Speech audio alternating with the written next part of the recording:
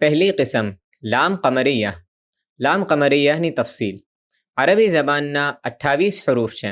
લામુ તારીફના પહેલે ये 28 હરૂફ આવવાની પોસિબિલિટી છે. મસલન અલિફ લામના બાદ અલિફ भी આવી શકે છે, જેમ અલ આખિરા, યા બે આવી શકે છે, મસલન અલ બહર અને ये મિસલ.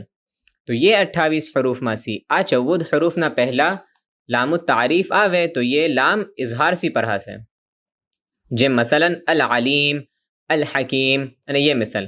એમાં લામ ખુલ્લો પરાય છે. ये લામુ તારીફ જે આ 14 હરૂફના પહેલે આવશે એને લામ કમરિયા કહેવામાં આવે છે.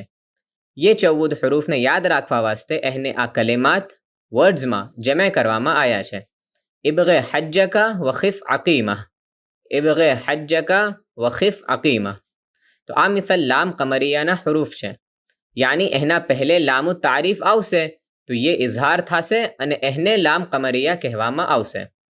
કુરાન મજીદમાં લામ કમરિયાના 14 હરૂફની મિસાલ આ મિસલ છે: અલ અર્દે, અલ બૈતા, અલ ગફૂરો, અલ હજ્જા, અલ જન્નતા, અલ કરીમો, અલ વદૂદો, અલ ખબીરો, અલ ફત્તાહો, અલ અઝીઝો, અલ કય્યુમે, અલ યૌમા, અલ મિહાદો, બિલ હઝલે.